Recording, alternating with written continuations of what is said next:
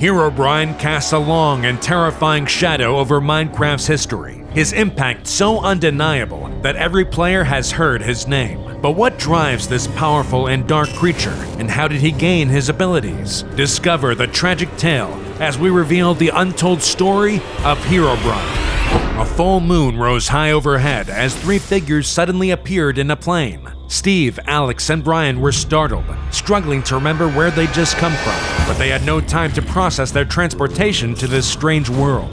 We have to get out of here, now!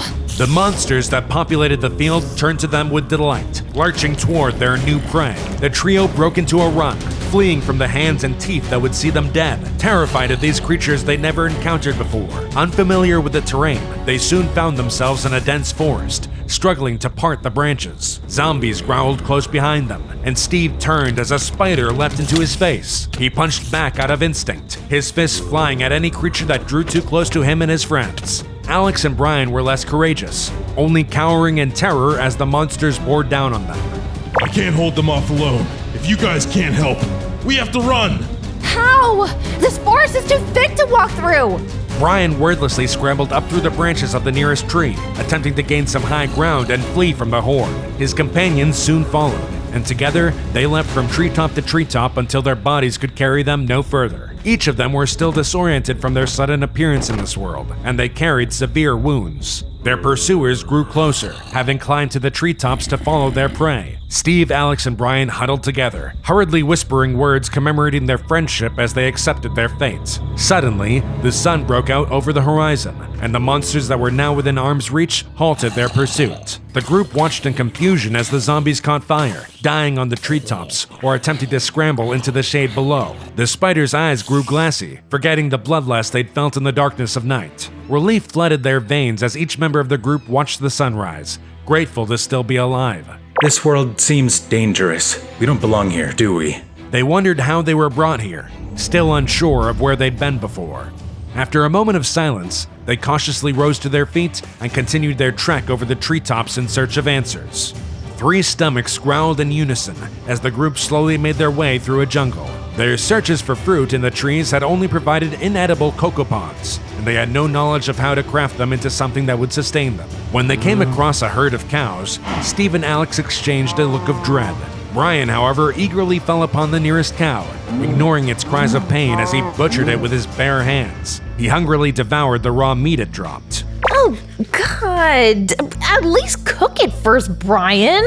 Do you see a stove anywhere around? This is obviously a game of survival. Either you have what it takes, or you don't. Consumed by guilt, Steve and Alex apologized to the cows that they were forced to kill for food. They tried to eat the meat that was dropped, but couldn't bring themselves to eat it raw. They continued walking sluggishly until the trees parted to reveal a village. The sight of civilization filled them all with hope, and they made their way towards it as quickly as they could manage. Brian entered first, and his face twisted with disgust as he laid eyes on the villagers. Alex and Steve took no notice of their long heads and big noses. They only begged for help from these strange humanoid creatures.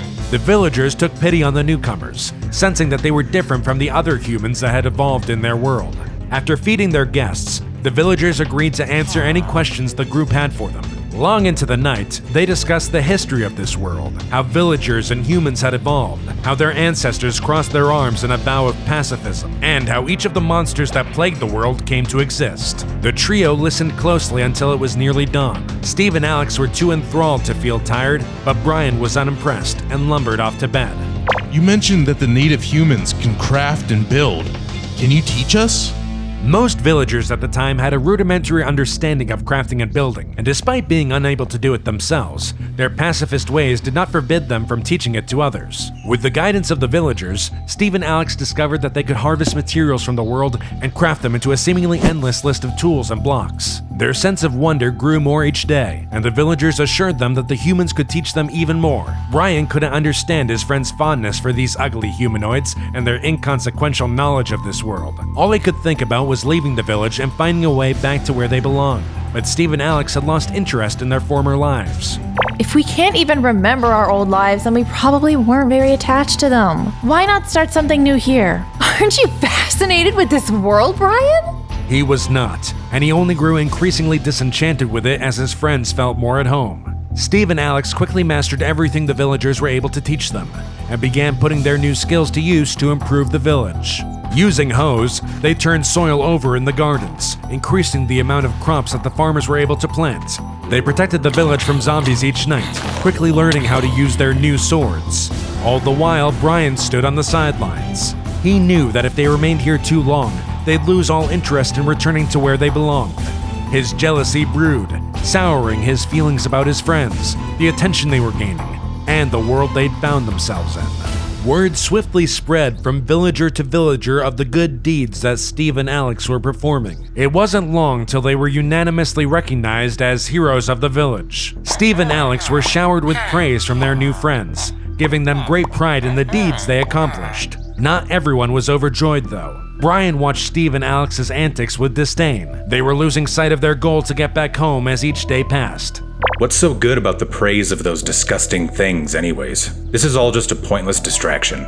Not wanting to dwell on it any longer, Brian went out exploring away from the village and away from his friends. As he traveled alone with his thoughts, his annoyance for this world only grew. After a day of adventuring in solitude, Brian stumbled upon a strange-looking block he had not seen before. He soon found himself drawn to the block out of curiosity. It was like it was calling out to him. Brian approached the strange block cautiously and reached out to it to understand it better. He felt his curiosity mirrored within the object, as if it was sentient and aware of his presence. Examining it, Brian slowly found himself having a better understanding of his surroundings. He felt the synthetic nature of the world, and it dawned on him that he was trapped in a game. Suddenly, a tunnel appeared in the world before Brian, as if his desires to leave manifested into reality. Brian now knew that the strange device he discovered was a command block, an object that allowed him to exert his will on the world. Elated with finding a way to escape this strange world, Brian took the command block and ventured back to the village to share with his friends. When he returned,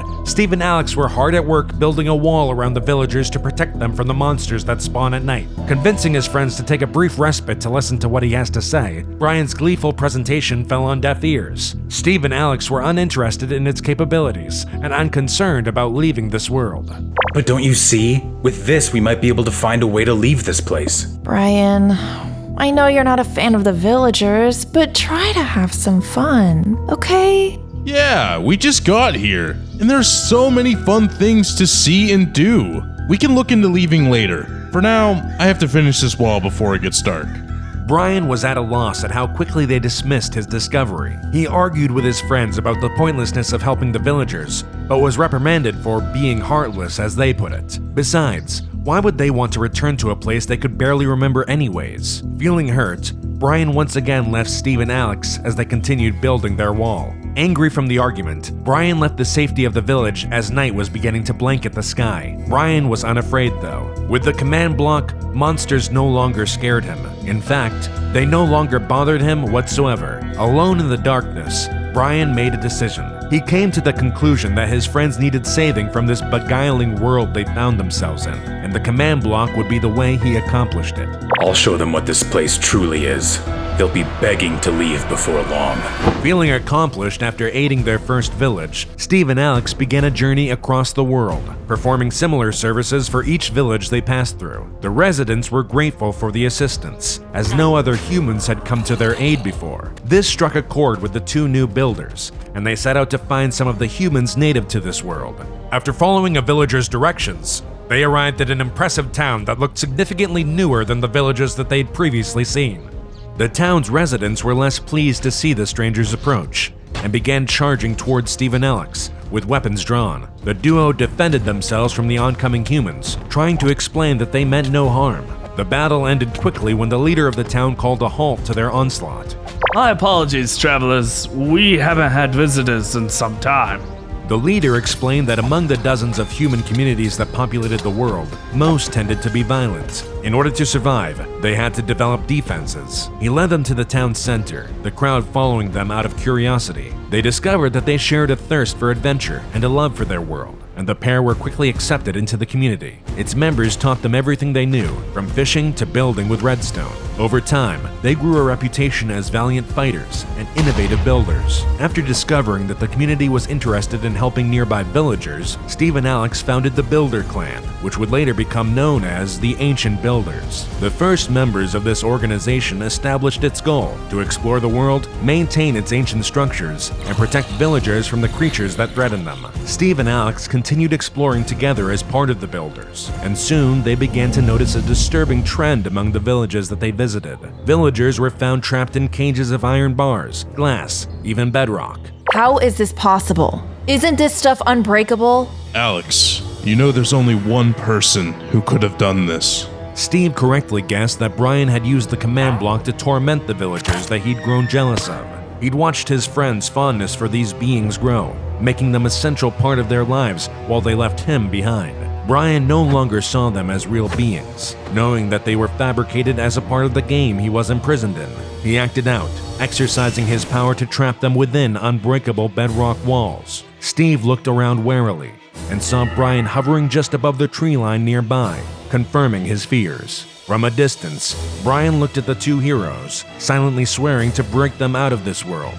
They believed that their good deeds here made them better than him, but he would shatter that illusion. He turned to fly away, and Steve realized that his old friend had become unrecognizable since they'd arrived in this world. No friend of ours would do this. It's time to stop being sentimental about Brian. Burdened by the knowledge of Brian's cruelties, the Ancient Builders, led by Steve and Alex, roamed from village to village to clean up the messes left in his wake.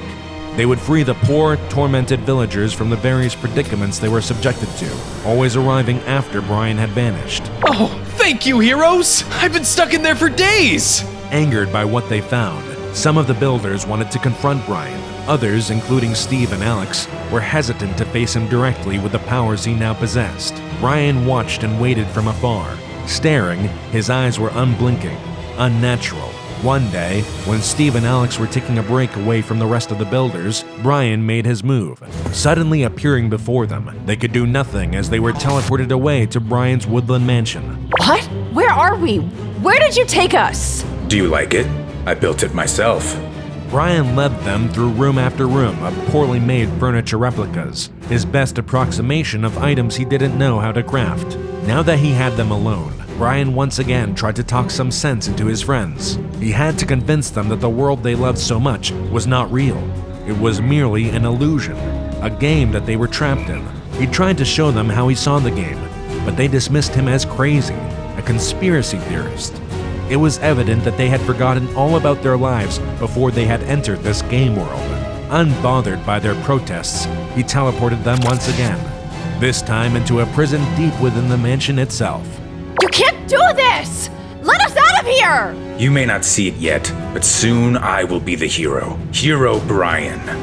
Knowing the builders would not sit idly by, Brian spawned an army of illagers to keep Steve and Alex secured inside the mansion. The builders, having noticed the disappearance of their leaders, started a desperate search to find them. As if wanting to be found, it wasn't long before the heavily protected mansion was discovered. With his friends secured nearby, Brian began the final step of his plan to break free from this world. He climbed to a room high within his mansion, placed the command block on a pedestal, and began the ritual. Though he tried to remain focused, he could sense the builders sneaking through his mansion, trying to break the leaders free from his captivity. As the spell took hold and the power of the command block began to fuse with his body, Brian's eyes began to glow. For the first time, he felt like a hero. Alex and Steve called desperately to their rescuers, but the thick walls muted their cries. The builders walked silently through the mansion until they finally found Steve. Give it up. You'll never see either of them again. HEROBRINE swiftly killed a builder and spawned illagers to take care of the rest. Though they were thoroughly trained in defense combat, they'd never been so outnumbered before. The illagers bore down on the group of builders as their numbers dwindled. One builder heard a faint call for help and bolted from the fight towards the sounds of Steve and Alex. He tore through the wall to find Steve and Alex surrounded by illagers. Without a word, the three of them fled. Help the others. There's something I have to do. Steve broke off and began climbing staircases, urgently searching through rooms. Finally, he found the command block, removed it, and placed a bucket of lava on the ground. HEROBRINE teleported into the room, but it was too late. Don't come a step closer. I'll die in this lava if that's what it takes to destroy this thing. HEROBRINE hesitated, unsure if he was willing to hurt his friend to free them all from this world. Steve threw the block into the lava as the flames began to engulf the room, trapping himself, Alex, and HEROBRINE in this world forever. HEROBRINE fumed, furious that without the block, his immense power wasn't enough to free him from this reality. He teleported away knowing he'd never forgive Steve for imprisoning him here, and began his unending search for another command block.